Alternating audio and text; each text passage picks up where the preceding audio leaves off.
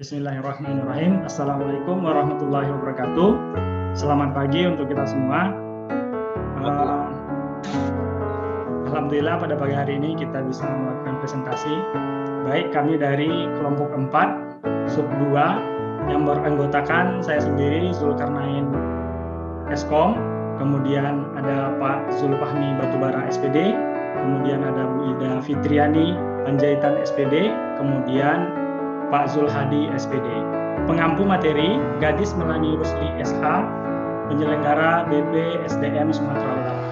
Baik, untuk selanjutnya kami serahkan kepada Pak Zulhadi. Baiklah, di sini kami akan menjelaskan tentang presentasi kami, yaitu tentang kurang optimalnya sistem vaksinasi di Indonesia. Adapun tahapan-tahapan yang dilakukan, yang pertama adalah screening isu, yang kedua menentukan isu yang aktual, problematik, kehalayakan, dan layak, atau disingkat dengan APKL. Kemudian yang ketiga adalah menentukan isu yang urgent, seriousness, and growth, atau disingkat dengan USG. Yang selanjutnya adalah tentang scanning isu. Yang scanning isu di mana di sini? Yang pertama adalah kurangnya motivasi masyarakat untuk mengikuti vaksinasi di Kecamatan Ujung Batu. B. Kurangnya kesadaran masyarakat dalam menerapkan protokol kesehatan di Mandailing Natal. C. Kurang optimalnya sistem vaksinasi di daerah Indonesia. D. Lambatnya penyaluran bantuan sosial bagi warga yang terdampak PPKM darurat di Kalimantan Selatan.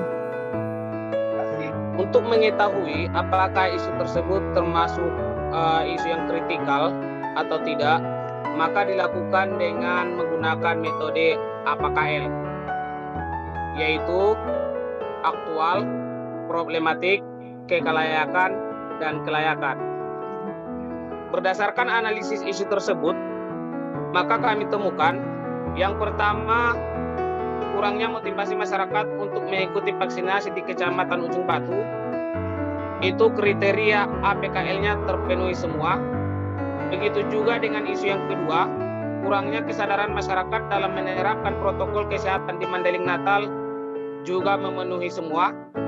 Yang ketiga, kurang optimalnya sistem vaksinasi di daerah Indonesia juga demikian. Yang keempat, lambatnya penyaluran bantuan sosial bagi masyarakat yang terdampak PPKM darurat di Kalimantan Selatan juga terpenuhi. Yang kelima, kurangnya kesadaran masyarakat terhadap bahaya COVID-19 di Mandailing Natal juga terpenuhi APKL-nya. Setelah kita melakukan analisis isu, maka dilanjutkan dengan validasi isu, yaitu dengan menggunakan metode USG, urgency, seriousness, dan growth. Seberapa besar urgensinya, seberapa serius, dan seberapa dampaknya terhadap kehidupan masyarakat. Di sini kami akan menggunakan metode tersebut. Yang pertama, kurangnya motivasi masyarakat untuk mengikuti vaksinasi di Kecamatan Ujung Batu itu, untuk USG-nya itu U-nya 15, S-nya 14, G-nya 13, sehingga jadi total 42. Kemudian, kurangnya kesadaran masyarakat dalam menerapkan protokol kesehatan di Mandailing Natal, totalnya itu 40. Yang ketiga, kurang optimalnya sistem vaksinasi daerah Indonesia, jumlah totalnya 45.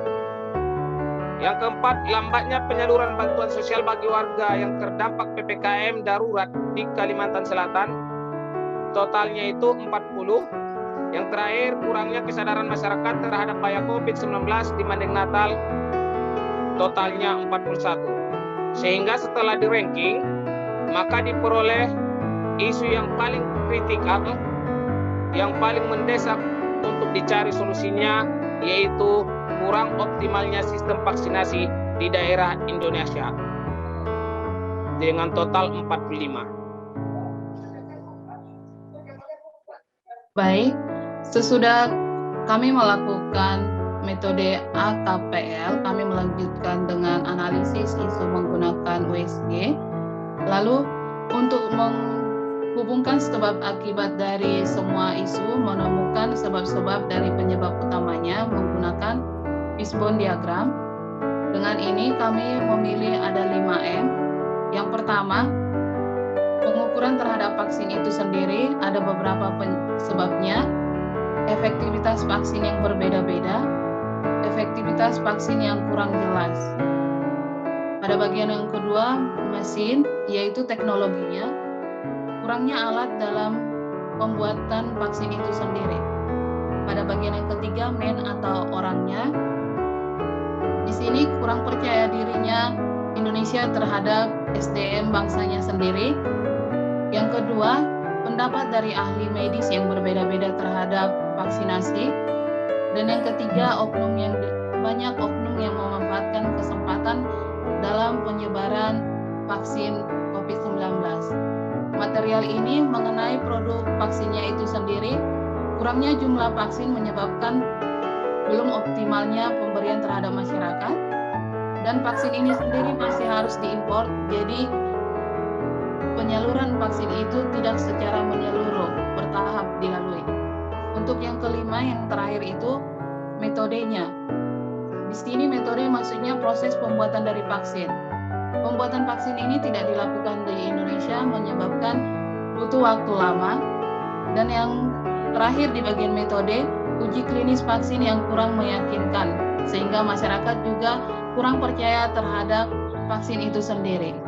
Semua sebab-sebab yang sudah dikelompokkan mengakibatkan isu yang besar, yaitu kurang optimalnya sistem vaksinasi di Indonesia.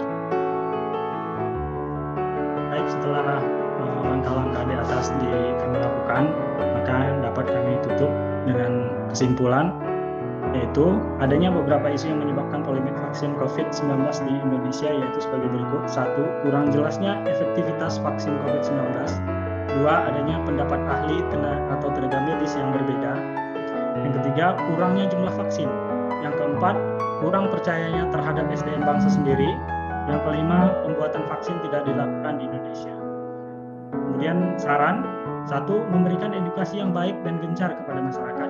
Yang kedua, menyamakan persepsi antara tenaga ahli atau tenaga medis. Yang ketiga, menyediakan vaksin yang cukup dengan menggunakan SDM sendiri sehingga pembuatan vaksin bisa dilakukan di Indonesia. Demikian saja yang bisa kami sampaikan. Lebih dan kurang kami mohon maaf. Kami akhiri. Assalamualaikum warahmatullahi wabarakatuh dan terima kasih.